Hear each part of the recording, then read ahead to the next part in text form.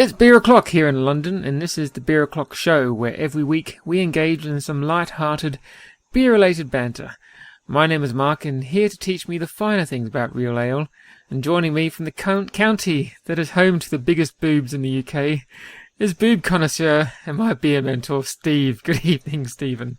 Good evening, Mark. Is that an accurate description? It actually depends on what you're talking about. Because there are some right tits in Essex. Are we talking about Katie Price?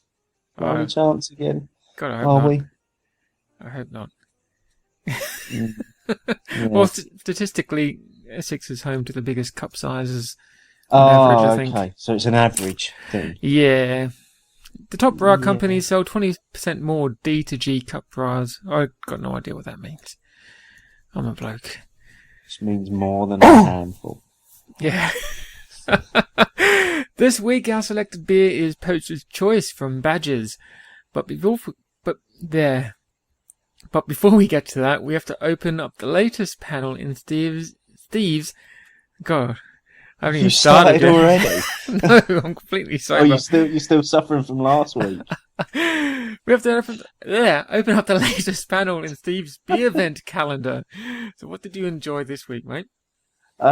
This week I sampled, I'm trying to remember what it was now. It was Uncle Scrooge by Oxfordshire Owls. Yes. It was a standard bitter. Right. And I think on Untapped, I checked it in as not very much festive about it. That's a shame. It was just a standard bitter. It was really easy to drink. It was really smooth. It had those toast aromas that I've spoken about before, but very, very, very subtle hops. A hardly lingering aftertaste. Just a 2-star beer. It wasn't anything special. Oh, that's a shame.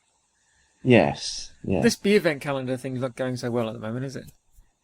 No, not really. But I'm saving some good ones for the end of it. I'm going to have to do.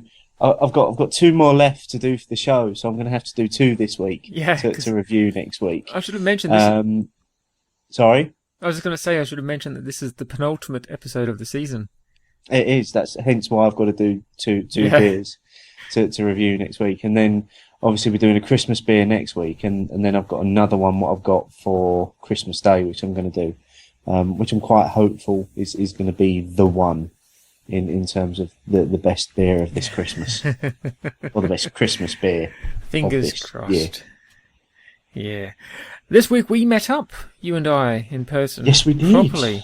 We went to a pub. Can't remember the name of it. Was it the Swan? No. The Old Fountain. The Old Fountain. Old Street. Yeah.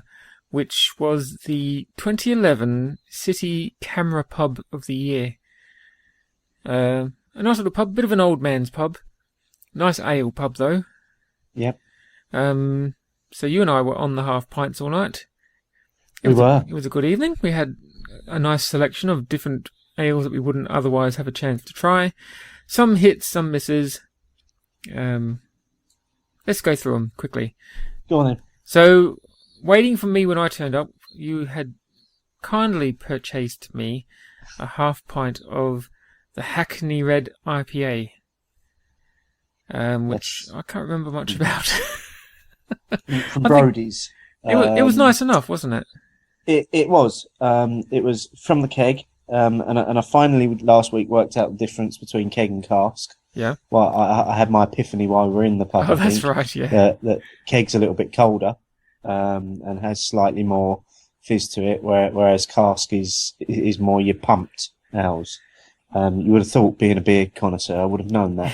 But hey, every day's a school day. So we had the Hackney Red off the keg, and I actually thought it was, because I've had it in a bottle before, but I found the keg even hoppier than the bottles. I found it quite a nice beer actually. Mm-hmm. So that was a good opener. Yep. And after that, I had the Goodwill from O'Hanlon's. Did you have the Goodwill as well? No, I had the chocolate marble from Oh, Marble that's right. Brewery. The Goodwill was nice and easy beer, along the same lines as it didn't taste like Doom Bar, but it's in that same easy to drink, smooth going down variety of ales. You didn't think much of the chocolate, did you? No, it was a stout, and it was sweet, smooth roasted malts, but I wasn't getting any chocolate flavour. Yeah. So it kind of missold a little bit. I've got the same problem with the Young's double chocolate stout. You would think with double chocolate in the name, there's more chocolate in it, but there isn't. I sometimes think the chocolate is something they throw in it to make people want to buy a coffee stout. Yeah. I don't know. After that, I think you had as well the Amarillo IPA. Yes. Absolute winner. Yeah, that was a great beer. Yeah. Again, like the Sierra Nevada, had the peppery taste. Not as peppery as the Sierra Nevada from last week, but that nice peppery aftertaste. And that was smooth as hell. Mm-hmm. A really lovely pint, that one. Yeah. And we were getting towards the end of our night by this time, so I decided to buy us a little treat as a send-off, which turned out to be a very poor decision. I should have learnt my lesson. I saw that they had an Emily's beer on tap. Now, listeners from last week will remember that I had an Emily's as I think my personal assignment, or just one that I just drank on the weekend and wasn't fond of it. But I took a chance on this. This was their blonde, and it was a poor choice. It wasn't good. It tasted a bit wheat beery, I thought. Yeah, I didn't enjoy it. I found it too thick, with floral undertones, and there was kind of a smokiness to it that I wasn't really getting on with. Yeah. So we decided we couldn't leave the night on that one. We had to have another one to cleanse the palate. And we went for the single hop Pacifica from Arbor Ales, and there was not much to it. No, but it cleared the palate of the previous beer. Mainly because it mainly tasted like water. Yes, yeah, pretty much. It was good mouthwash. Yeah. Slightly hoppy, slightly sweet, but not much else. I think was a fair summation. Mm-hmm. And I think that was... Oh no, following on from the weekend, I'll go into my weekend beers then, if you don't mind. Yeah, no, you go for it. I had the Japer from Thornbridge Brewery, which is lovely and light. I was going to say, what did you think of that? Yeah, that was really nice. That's going to go into my list of beers Mark likes, which I still need to write up for the website. So that's one I'll be going back to. And I had the Tap Room Brewing Company IPA, which was one of the Sainsbury's Taste of Difference beers that you mentioned last week. Oh, yeah, I did that a couple of weeks back. Very full-bodied IPA. Mm. With a sharp woodiness. I didn't find it as hoppy as I thought it would be, but it was still very nice. Then I had an Adnams Lighthouse, which was a bit heavier than I remember it being the first time I had it. It's not a pint of heavy, but I was expecting... Maybe I had another one that I was expecting it to be, which is a light golden one. That was not it. And following that, I had a England's Own by Badger, which was very nice and light. That's the one with the elderflower in it? That's it, yeah. And I've had an elderflower beer before, one of those funny Scottish ones I got in the gift pack, and that was disgusting. But this was really nice, and it had a really classic taste like beer flavour. So, the classic... Quite. Taste like beer flavour. That's what it was, but it was also nice and light and refreshing. It was very good. How about you, buddy? Well, I was out on Friday night. I had a sort of Christmas do, but and I was out with our number one fan, Mr. Statham, and trying to teach him the ways of drinking real beer. So we started off in the Holborn Whippet, where I was more than thrilled to see they had the Amarillo IPA on. Oh, so I had another couple of pints of that because I was so impressed with it when we tried it earlier on in the week. I then let him choose the next beer, which it was obviously a week of bad beer choices by people that Steve has taught to drink beer. because this was awful. He chose a natural blonde by Pin-Up Beers, and it was a horrible. It was like drinking stale toilet water. I think I said to you on Twitter when you checked that in, saying that just sounds bad. It was horrible. It was just disgraceful. I almost wanted to punish him for such a bad choice, but I chose not to. There were a couple of others that we had in there that I didn't check in. Then had one by the Moore Beer Company called Merlin's Magic, which was again another festive beer, but they had seemed to have overdone it on the festive flavours, and it just tasted like Christmas, but too much so. Like a mince so when pie. you get these kind of Christmassy flavour candles, yeah, it felt like you was drinking one of those. Right. It had that the flavours were that strong. Had a pint of Yankee Candle. Yeah, we then did a couple of Colonel Brewery bottles because we were in a restaurant that served that serve craft beers as well, so that was quite nice to be able to eat and carry on drinking the craft beers. And then we found our way to a pub called the Cross Keys, which is just close to Covent Garden, which sells a lot of Brody's beers. Mm-hmm. And they were selling a beer called Kiwi, which was a 3.8% beer off the cask, I believe made with the Kiwi hop. And it was an amazing beer. It was so dry, but at the same time so hoppy. It was almost like they had ground down the hops and mixed them with water, and that's how they served it. Oh wow! It was quite a nice beer, and there were a few more after that. But by that point, I had almost forgotten my name. So I kind of stopped tapping them in at that point. Right. Well, that was certainly an eventful Friday night. It was, considering when I woke up on Saturday morning, I could just about walk. I felt like my knee had been absolutely destroyed, and I couldn't for the life of me remember doing anything to my knee. So I got in touch with Anthony and said, "Can you remember me whacking my knee or anything?" And all I can remember, or all I got back from him was, "I don't remember anything apart from at one point in the evening you were walking funny." And I was like, "Well, that's really helpful, thank you." Well, I think that's a sign of a good evening then. Yes, yeah, very much. It was a good night though. Oh, very good. And did you partake in anything after that, or have you been clean since? I couldn't. The next beer I had was on Sunday, and I had I just had one with dinner. It was one of the Marks and Spencer's Adnams specials. So this one was called Southwold Winter Beer, which was a 4% dark ruby ale, Mm-hmm. which I imagine would probably be very reminiscent to the Gun Hill that you tried in terms of the flavours. Cool. That's the one with the wintry overtones that you tweeted about. Yeah. Cool. Okay, well, tonight's beer, let's get to it, is the Badger's Poacher's Choice, which is, according to the label, notes of damson and licorice.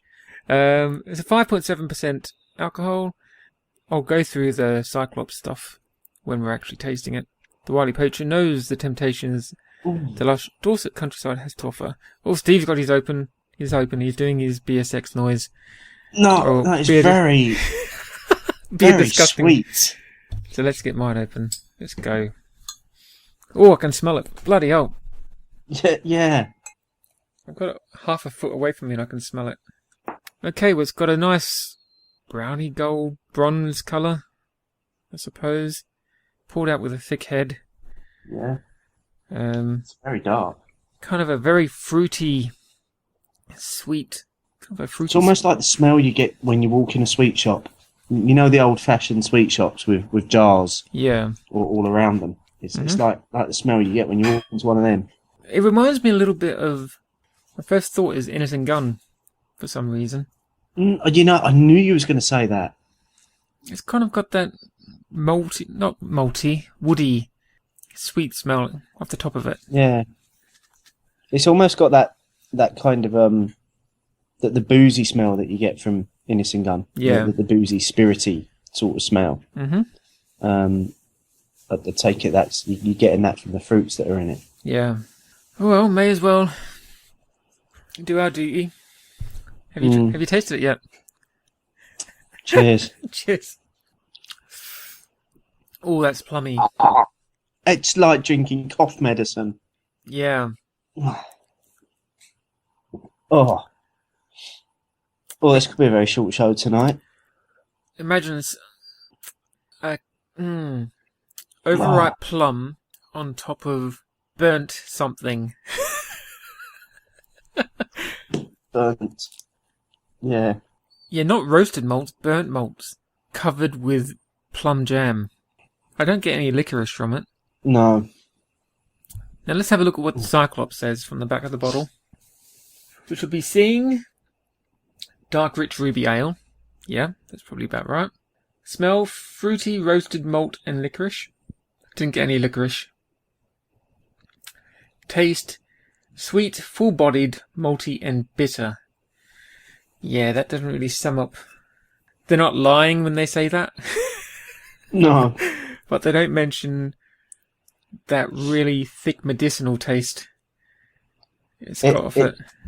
It tastes like there's a particular brand of cough medicine, Benylin, that you used to get forced to take when I was not a child, but sort of like a teen and that. And they'd give it a fruit taste to make it go down easier. Yeah, but that's Benylin bottled with alcohol put in it. Well, we are professionals, Stephen. We have to finish it.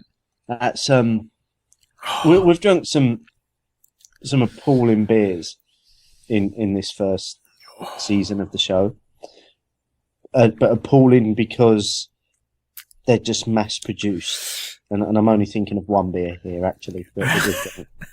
But this is just to call it appalling is a little bit harsh, because I think it's clearly targeting a corner of the market that without bloody taste buds, cough medicine instead of beer. The corner of the market that doesn't have any taste buds.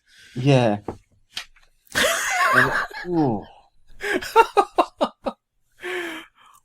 Oh, you know what? Actually, the beer that Anthony bought on Friday night that tasted like dirty toilet water was more drinkable than this. The only aftertaste I'm getting is a really bad malt taste. It's like someone's wiped down a bar and given you the cloth to suck on. Oh. You know how I normally talk about how I enjoy the flavour of a beer on the after belch. This is sending me into a cold sweat when I belch, because it's horrible. Have we finally been defeated? I think this is 5%. No, I will not let a pint beat me. This is almost 6% as well. You would want to get fucked up by the end of this so you can forget you've drunk it. Oh, I'm sorry, Badgers. I love your beers, but not this one. That's a bit. I don't know where they were going with it, where they're thinking on this one. If it tasted like it smells, I might be able to drink it.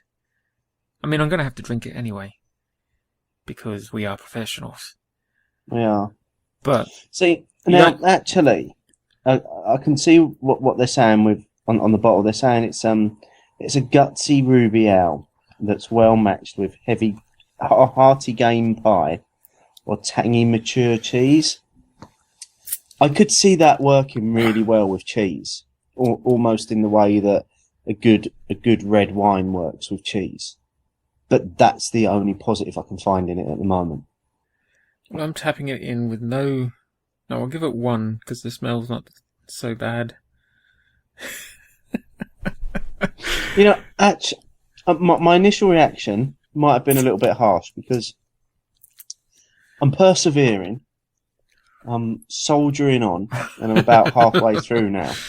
And either my taste buds have got used to it, and I've just accepted the fact that they're going to have to drink more, or the fact that I've got a slight cold this week anyway, so my taste buds are a little bit off, and I'm not getting all of the flavours.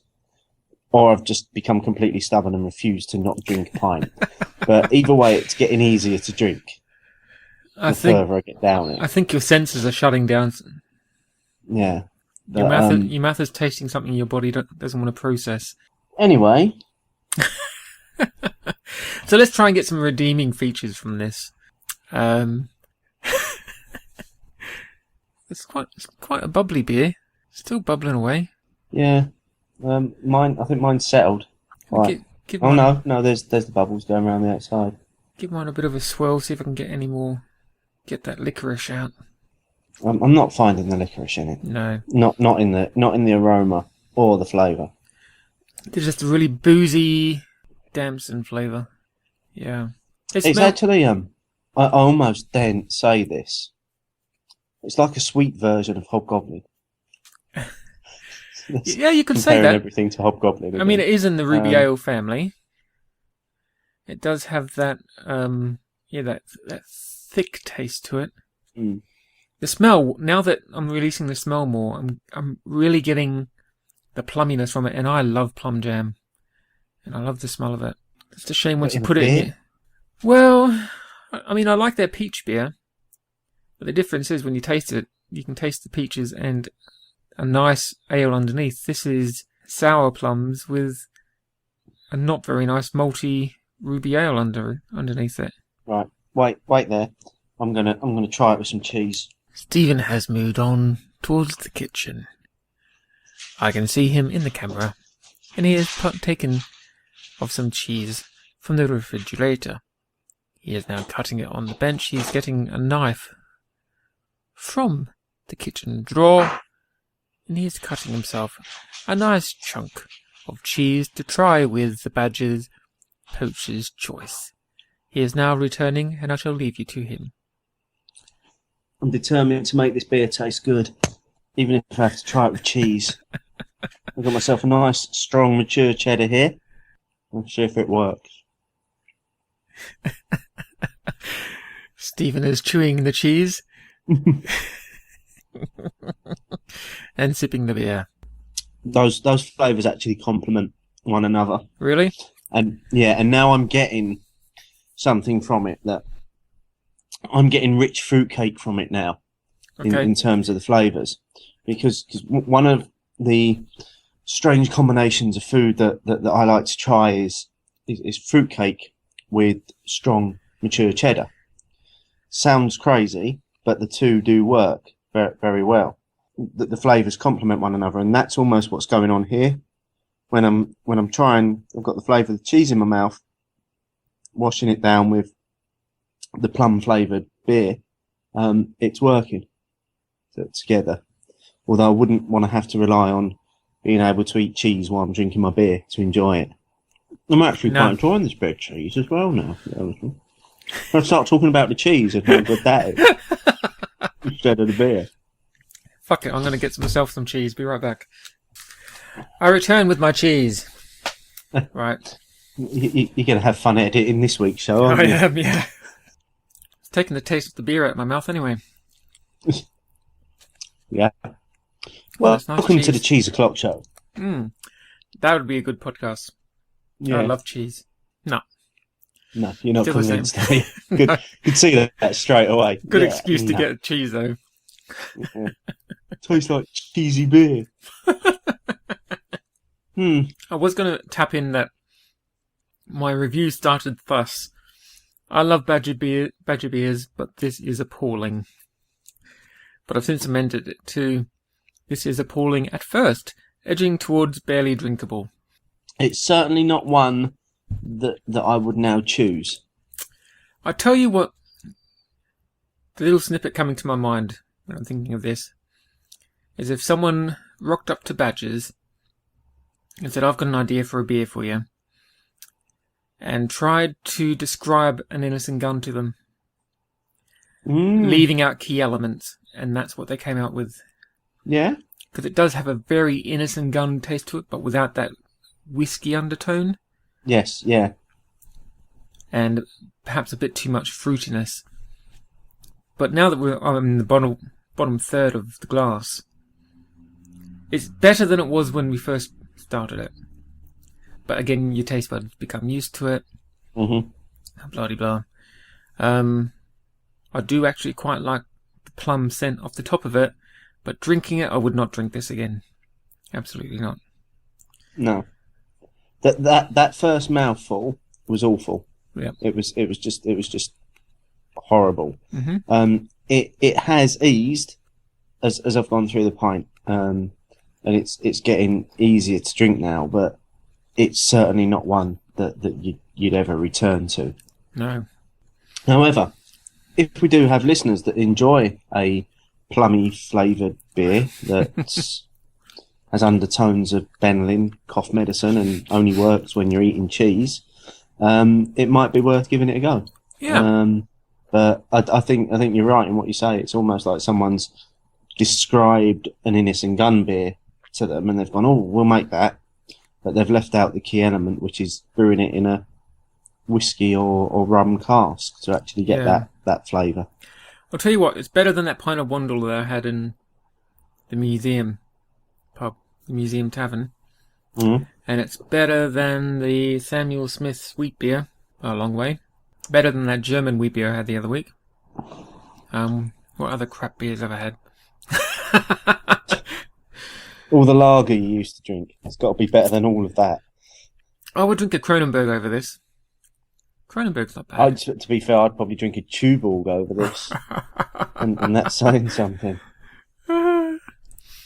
Anyway. Okay, guys, as I mentioned earlier, this is the penultimate episode of Season 1. Next week, our last episode is episode 20. And next week, Steve and I will be wrapping up what our favourite 3 beers have been from this very long season. This almost a day's worth of recording has gone into the last 5 months. So what we want you guys to do is tweet us or post on Facebook what your favourite beers from our Season 1 have been. So some of you have been listening since day 1, some of you were newer listeners, but I hope you all join in. You can tweet us at Beer O'Clock Show or go to facebook.com/Beer O'Clock Show. And here are the beers that we've done, starting from episode 1 when we had the Adnams Southwold Bitter. That seems so long ago, Steve. Yeah. It was still the summer then. It was still light when we recorded. That was the first week of the Olympics. Wow.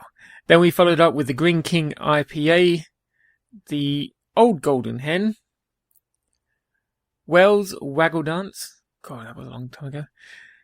Black Sheep Ale, Fuller's Bengal Lancer, Innocent Gun Winter Treacle Porter, Tanglefoot by Badgers, Innocent Gun Original, followed up that week, then followed by Sam Brooks Brewery's Junction, the Brewdog Punk IPA, Whitewood's Hobgoblin, Bath Ale's Gem, Thornbridge Raven Black IPA, the Adnams Ghost Ship in a Can, the Melville's Craft Lager Strawberry Flavour, and last week's Sierra Nevada Pale Ale, and this week's Badger's Poacher's Choice, which I somehow don't think will be on our top 3 list, but who knows what our listeners' tastes are. So that's for next week. Tweet us what your top 3 beers from Season 1 of the Beer O'Clock Show are, or go to Facebook where Steve will be putting a poll up sometime in the next week. Next week, Steve and I are reviewing the... what brewery is it? St. Peter's? St. Peter's. St. Peter's, yes. Christmas Ale, which neither of us have had before. A special little bottle. And we're looking forward also to the last 2 beers from Steve's Beervent Calendar. I don't have any personal assignments, but I'm sure I'll get a couple of bottles in. I'm surrounded by bottles of Harvey's at the moment. Some of which I'll be saving to Christmas, but some I need to start getting tucked into.